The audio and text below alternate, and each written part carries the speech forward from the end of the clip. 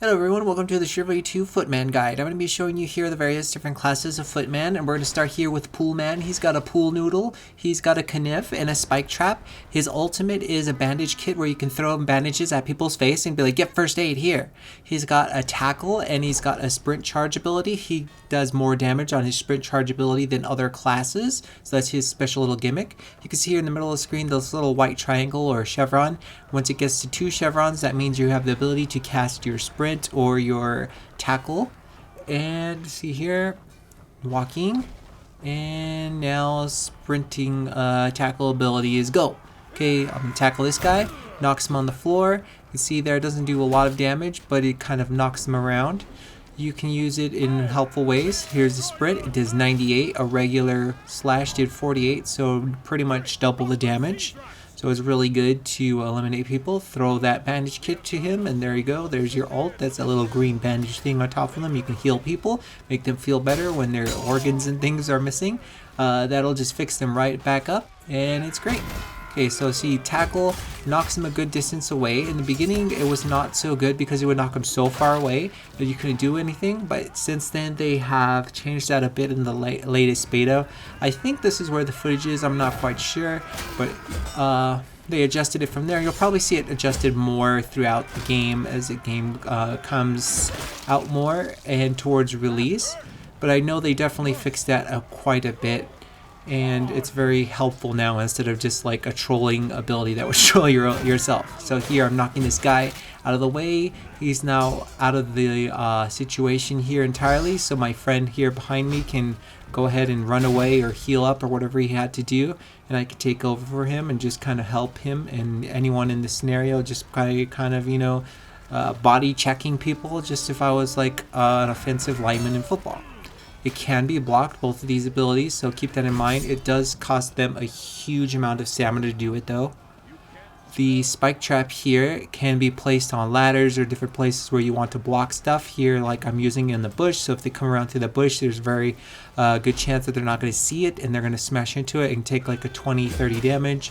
They can be destroyed, as you saw there. They do take damage, so they're kind of like a blocking thing and not really meant to be used too offensively. They're more like there for filtering people's position and making it easier for archers and other people just to like have them herd into a smaller space. But you can also block like different spots and make them have to, you know, interrupt to destroy that to get to the spot they want to go to. Okay, next up we have Man-at-Arms. Man-at-Arms is a little bit different. He doesn't have any of the special damage ability on the sprints. He gets a Squird, he gets a Kniff, and he gets a medium shield.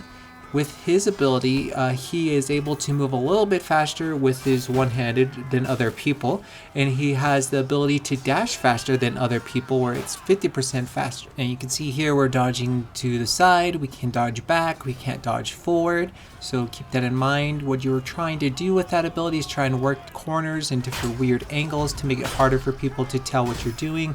You can dodge away from things, you can dodge into things, you can avoid slashes, things like that, come around with those weird sideways angles, and it works really well. It's a very good class for 1v1.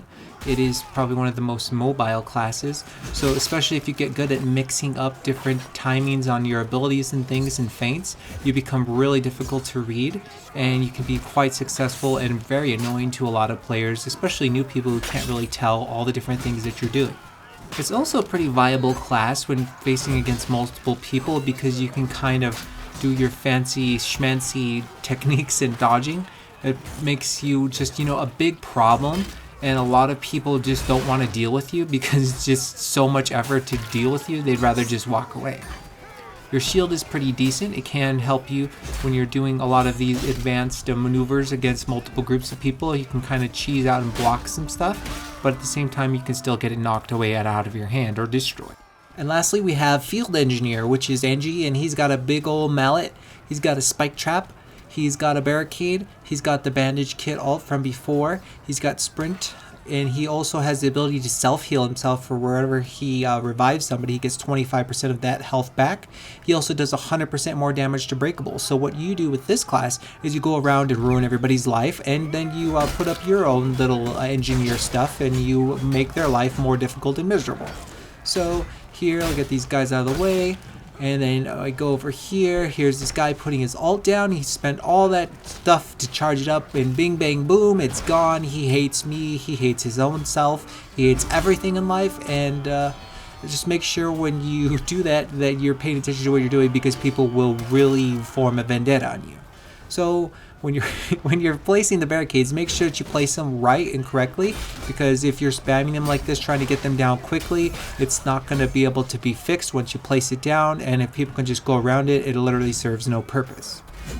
Shovel was also a favorite that a lot of people liked here in the betas. Shovel is a meme, and it works really well actually. It is, I think, a slicing thing, but I'm not quite sure.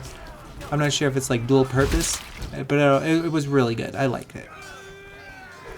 Sledgehammer, I think, is also a real favorite because it does the crushing damage, and it also has got a very, very quick downwards smoosher. And I think a lot of people didn't realize how fast that was, so that was also ending up a very big crowd favorite. Also, a lot of people play Knight, so it gives you a huge advantage against them. So see here, I'm placing the barricades down properly. They can't get through, they have to destroy them. Like, this is kind of a little bug that was happening, where it's actually there, but it's invisible, I think, on your end, but on the actual player end, it was there. But this is one of the things they patched out. But as you can see, like, if I put the barricades there, they destroy the barricades, then they'll have to destroy the other barricade before they can get through, so it wastes a whole bunch of time. Another thing you can do with them is you can put them here in a defensive position to help allow people to safely heal and restock their stuff. And then here I can place this one here as well, just to kind of make the path more difficult. So now they can't come through there, and they have to go around, or they have to destroy one of those thingies. So it just makes it more difficult and more of a labyrinth maze for people to get through. Make sure you don't lock yourself. Make sure you don't lock behind. Oh my god. Make sure you don't lock yourself behind stuff, because if you do, there's no way for you to get out without destroying them. And it's not exactly very sneaky. People can get you through them, and that doesn't work very well. So here you go. You place this one down and the other two barricades. You can replenish stuff. You can also go run over here and get one of these placeables that are in the map by default. Or I think you could maybe get the ones from archers if they place them down. I'm not quite sure about that. But I definitely know that the ones that are placed by default by the map, you can add them to your collection here of shield things. And you can have up to 4 objects here blocking the way. If you try and get another one here, let's just go grab one. Grabbing it, and come back over here, and if you try and place it down again, it's not going to work, and it's just automatically going to destroy the other one that was stored in the server's inventory for you. Same thing here. If you start a new life, you try and place another one down, same effect happens. You can, however, place a barricade, a spike trap, and a bear trap if you happen to switch those out in between lives. So that's kind of a little cool thing. It's not really viable for probably most scenarios, but it works. Here you can place it here for the catapult guy, so he's got more time to negotiate his little area here when someone comes to give him a bad day. So they just have a little bit more chance to, you know, deal with other people. See here, all 4 of them going perfectly fine. Try and set up a new one, and bam, it goes down. They also time out over time, so you have, like, I don't know, a minute and a half or something. I'm not sure exactly what the time is, but they will decay. So you smoosh them, you can see you do a massive amount of damage. So you can just literally ruin everybody's day by hiding all these different aspects of the area from them, and these don't respawn, so they've lost this whole avenue of defense. So now they're forced to either stand out here in the open courtyard or work entirely on the sides, and they can no longer stand in the middle. Another interesting thing that is kind of unique to this class is you get a big old fear, and you get to plant yourself on the ground, and you can't move, but you can poke it at people. And I believe this was meant for horses that they're going to add later in the game that weren't actually in the beta. So I think that's going to be after release sometime. So when the horse comes running at you, I suppose you can give them the good old fear in the stomach, and it'll knock down the horse completely, I hope. That just seems like a cool aspect to it, because if you're trying using it against people, it's just stupid and it doesn't actually do anything, and it ruins like all the other mechanics involved in planting on the ground. The fear is pretty good though. You could poke it at people. That's pretty much what it is. Like every single action is a poke, but it's kind of hard to read, especially for newer people. It's probably one of the most difficult things to read because every single one is the same. So if you're trying to get those counters, it's probably way more difficult because you're not going to know which exactly one is being casted towards your face. So it's really good in that aspect. And that's probably something you're really going to want to learn, because if there's going to be maps that are running major horses on them, you're going to want to be able to know how to counter all of these the fear pokey people with the sticks of angry.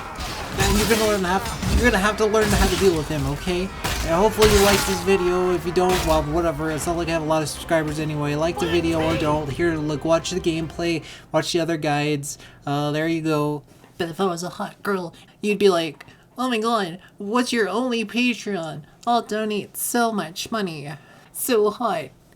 And you'd be like, oh my god, what's your armor customization? Is that a unicorn on your shield? Oh my god, that's so kawaii. Oh. How far back do you pull your ballista? What's your favorite team? Are you Agatha or Mason? Consume 9 elixirs, blasphemous fiend! There you go. Yes, I still remember. Welcome to the Man-at-Arms Guide! Yeah. Okay, enough of you sitting here in the darkness, listening to me ramble like a crazy person. Okay, whoops. Alright, bye. Thank you for coming to my TED Talk.